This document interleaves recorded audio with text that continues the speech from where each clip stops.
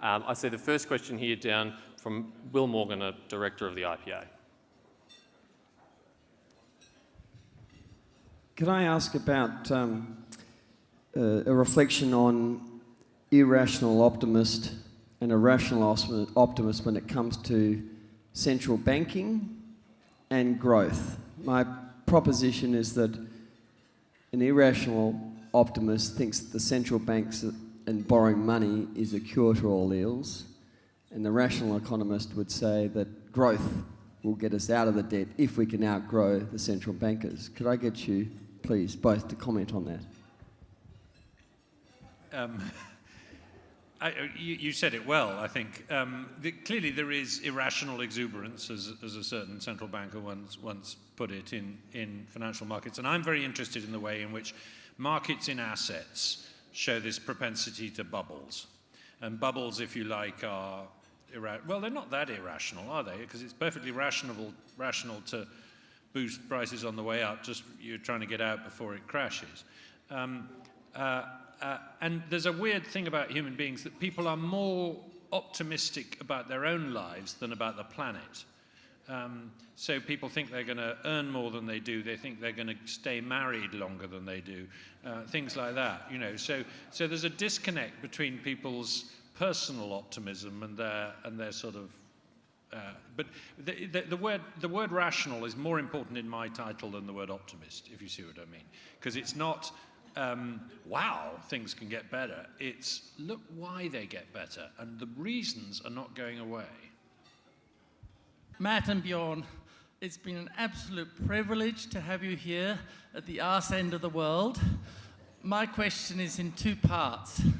I'd like you to tell us what factors and in what time frame do you think the global warming meme will turn right round as opposed to drifting along in a slightly negative direction? So what time frame do you see it, and what factors will be the most important? I'm not sure it'll turn around anytime soon. We just talked about this at the table, actually. Obviously, if the flatlining of the temperatures go on for 10, 15 years, it's going to be really hard. But you'd imagine that, you know, it was already pretty hard now, and it's not. So in some sense, I think people are just going to continuously going to find other places, and Haiyan is a good example of that. Hurricane Sandy last year was a good example of that.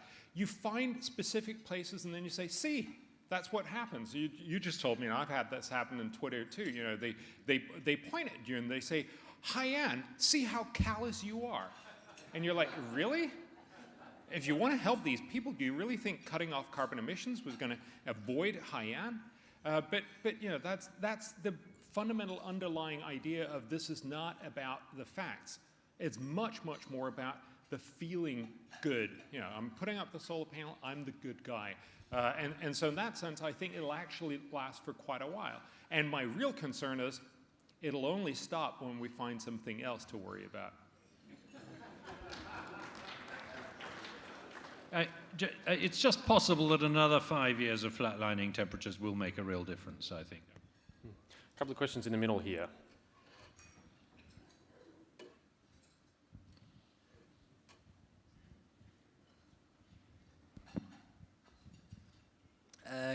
G'day.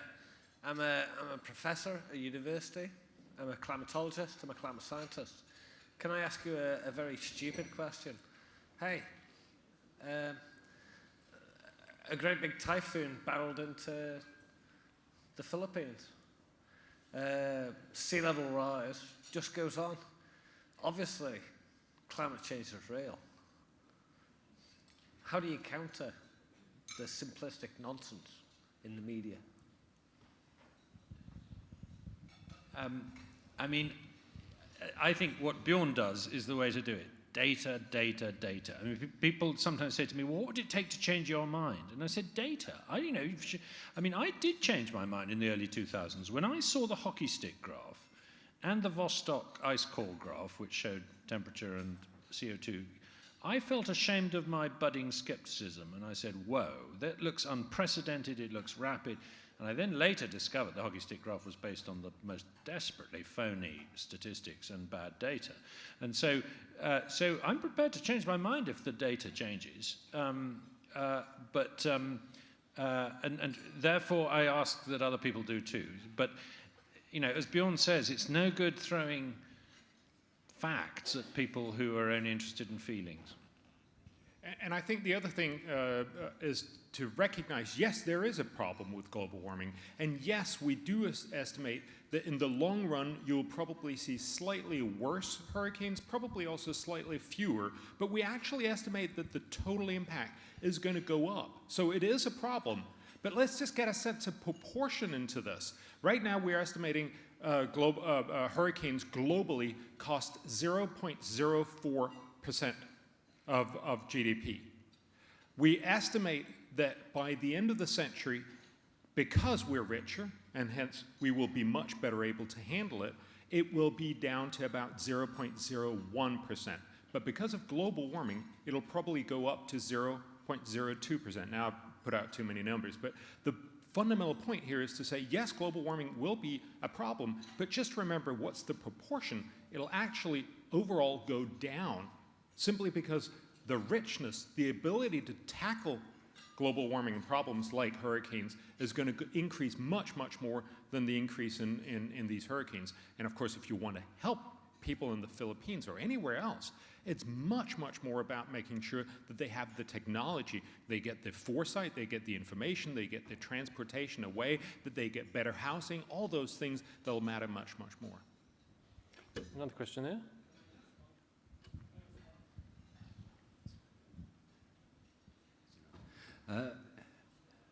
Coming back to the Economist, I think in March this year, it shows this flatlining of the global temperatures over 15 years, diverging below the 95th percentile of the models. My question is to Bjorn. Bjorn, this climate sensitivity uncertainty has been going on for 30 years with plus or minus 1.5 degrees around the 3 degrees.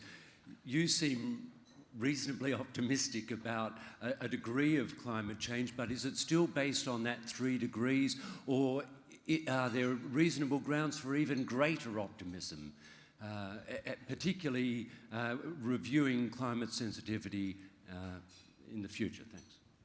Yeah, you're right. I mean, the whole idea of how much warming are we going to get, we know that with a doubling, we're going to get about 1.1 degrees centigrade, and all the rest is feedback. So it's essentially water vapor, more water vapor, which will lead to more global warming, which will lead to even more water vapor, and so on.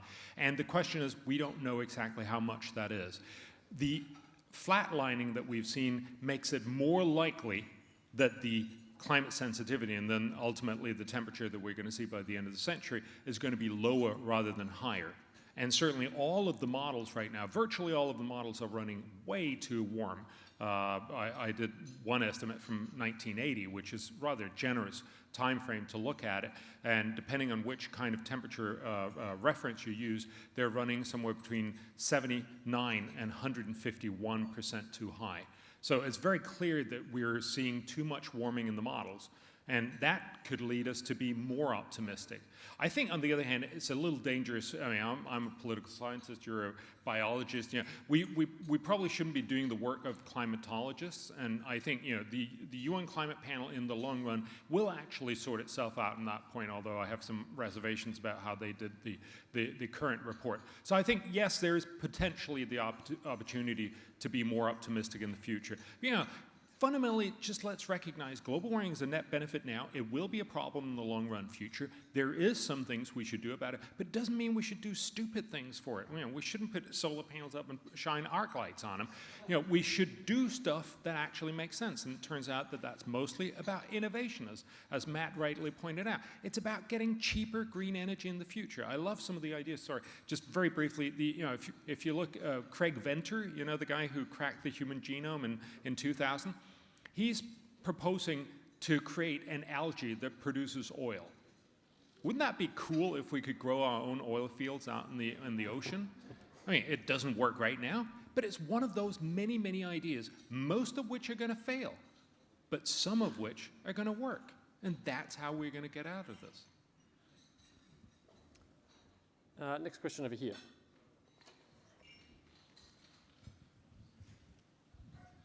Thank you. It's a message for question for Bjorn and Matt, if you're interested in answering it. Look, obviously, there's a big question about how do we base our decisions upon data and influence our educators and influence our children, our schools, and our universities, really, in being able to listen to data rather than feelings. Even our universities seem to be caught up in that. Obviously, the IPA's working on that, but I'm wondering what your advice would be in terms of being able to get that message through to our educators, our schools, so that they actually start listening to evidence-based truth. You'd think it was a reasonable thing to ask of our educators. I'm just wondering what the strategies might be. One of the things we've done, and that was the book I held up, How to Spend $75 Billion, I think it's a great way to get people to start thinking rationally. One of the things we've done is we've held, we have some of the world's top economists tell you essentially how much bang for the buck do you get for different investments. Just like we think in our private lives or in businesses, but let's talk about the big policy decisions that we have to make that would have huge benefits for the world in the future. Should we focus on malaria or cutting carbon emissions or getting better teachers? There are lots of different things that we could spend our money on. How do we do the best? And we do this with high school students. We call it Bill Gates for a day. What would you do? And the amazing thing is, when you ask teenagers, how would you spend $75 billion? It turns out that it's very important to say you can't spend it on yourself. But then they actually, first of all, they think, oh, $75 billion, I'm going to fix everything in the world. And then, of course, they realize, oh, wait, that's actually not enough. And then they really want to find out. Then they want to know, just like if you think about it, if you had that money, you would want to know. Not just follow your feelings, but you'd want to do what's best. You would actually end up a little bit like Bill Gates.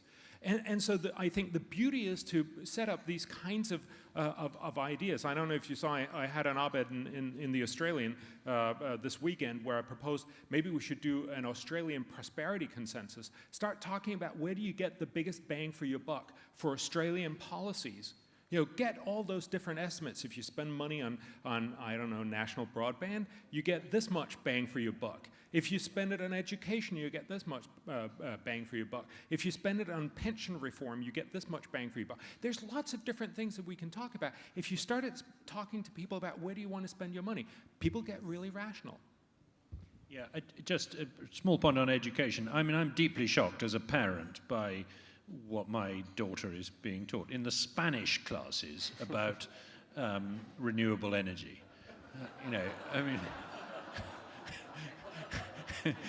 Let alone the science classes, they don't even begin. And the way into that has got to be to stir up rebellion. The great thing about young people is that in the end, they turn on adults and do whatever, the opposite of what adults want them to do. And it surely now has got to be cool to be a skeptic in school. So more power to Ian Plimer, whose wonderful book, How to Get Expelled from School, is what we need more of. There's a question up here. Just in case anyone does come into $75 billion, I assure you the IPA will spend it very well. A question to you both. It seems to me that you rightly slayed a lot of the left-wing dragons, the scares that we've been worrying about since the 1970s, overpopulation and its modern global warming, its modern sort of rebirth. But there are sort of other things which, social breakdown in the UK, in the United States and elsewhere, which might be worth worrying about. What do you guys worry about? Shall I have a go at that? Bureaucracy and superstition. Those are the two things that I worry about.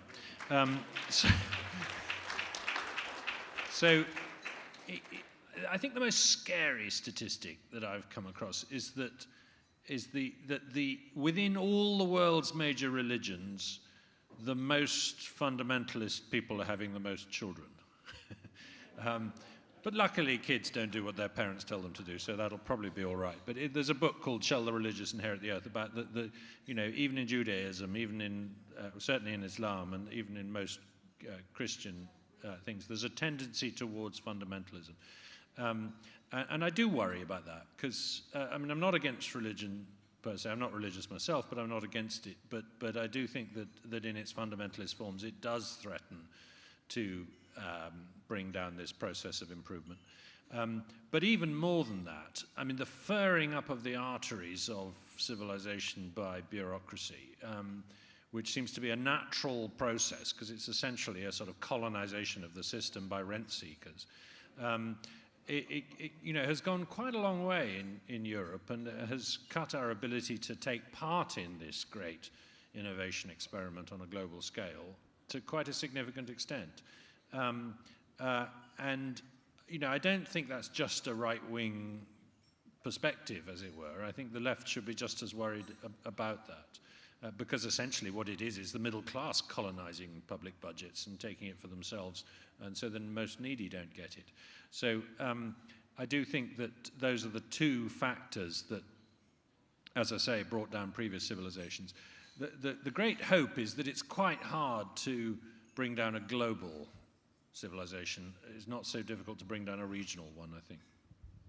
And I would also say there's lots of things still to worry about. If you look at of the data that we've looked at, yes, things have gotten better, but there are still huge amounts of problems out there.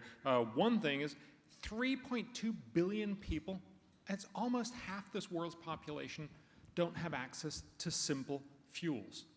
They burn dung and twigs, cardboard, and they get sick and they die in the process. It's something that we can do something about very, very easily. 1/4 of all deaths in the developing world is easily curable, probably for less than $1. How come we don't do something about that? That's about 10 million deaths each year. There's lots and lots of stuff. The gender inequality, the fact that we still don't have equality for half this world's population, and quite seriously so. Only about 40% of the workforce is women, and they're only paid about 60%. There's lots of issues where you can still say these are huge things, and we can do something about them very, very simply. So I think in some ways what we should do is shift away from hobgoblins that are far away and that are very uncertain and where we can do very little, and say if you actually want to help the world, there are lots of immediate, simple things you can do. Just to come back at you on that for a second, Bjorn, I completely agree with you, but a lot of those are at least going in the right direction. There is one health trend going in the wrong direction that bothers me, and that's the rise of autoimmune diseases, things like asthma and autism and these kind of things. And I personally think that the theory that best explains this is our lack of parasites. That our overactive immune systems is a problem because we're living in too clean an environment. And we are going to have to grapple with that as it comes along. I'm also worried about another thing, which is that this room seems to be on fire, but maybe I'm the only one. It does smell a little bit like someone has set their table on fire. One final question.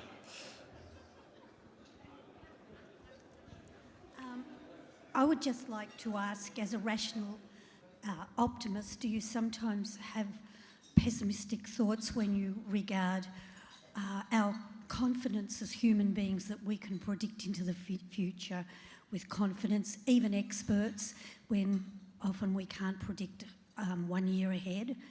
And given Nassim Taleb and Yogi Berra's statements on these, does it worry you that we're not as rational as we need to be? Yeah, just quickly on that, you said even experts get things wrong, especially experts get things wrong.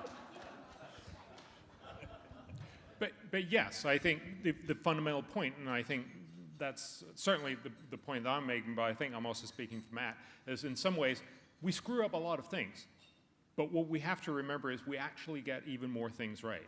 And that's why the world is improving, and I think that's fundamentally, why it's very easy to sort of look at all the things we do wrong.